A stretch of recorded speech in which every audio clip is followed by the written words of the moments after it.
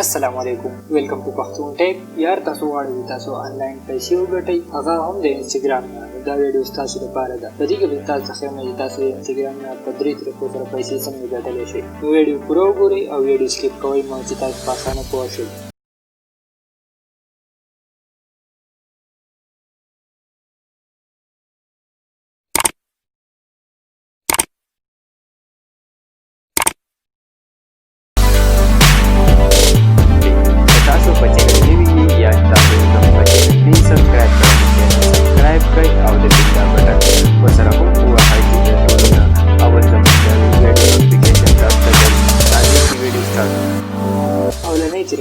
اولنۍ طریقه دا موږ کمیشن هم ویلی شو. دا افیلیټ مارکیټینګ دی، کوم چې تاسو بل چا پروډکټ خرڅوئ په لینک په ذریعه باندې او دې باندې به تاسو ته پیسې میلاوي. که چې ستاسو پروډکټ څوک والي دې لپاره به تاسو ته په انسټاګرام باندې فالوورز پکوي. په دې طریقه کې به تاسو د بل کس پروډکټ خرڅوئ او ځان ته پیسې ګټئ.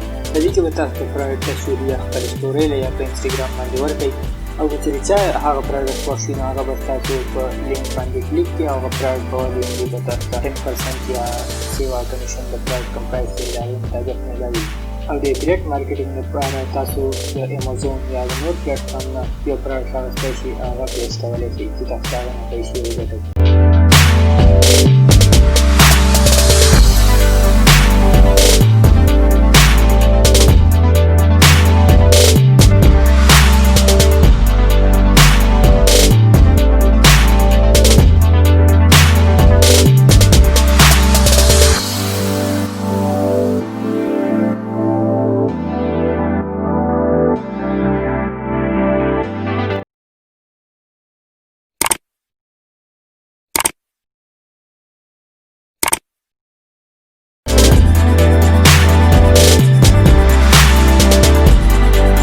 تاسو چې کوم برانډ اډورټایزمنټ کوئ نو د هغې په تاسو پیسې میلاویږي. دې لپاره کم از کم تاسو 50,000 فالوورز لازمي دي، ځکه چې تاسو سره کم فالوورز نو برانډ به تاسو د اډورټایزمنټ لپاره پیسې نه ورکوي. نو برانډ به تاسو ته وایي چې تاسو یا د دې ویډیو جوړه کوئ یا یو تصویر په خپل انسټاګرام باندې شیر کوئ په پیسې والا او په انسټاګرام باندې پیسو ګټلو یو ډول ښه طریقه د اډورټایزمنټ کول دي.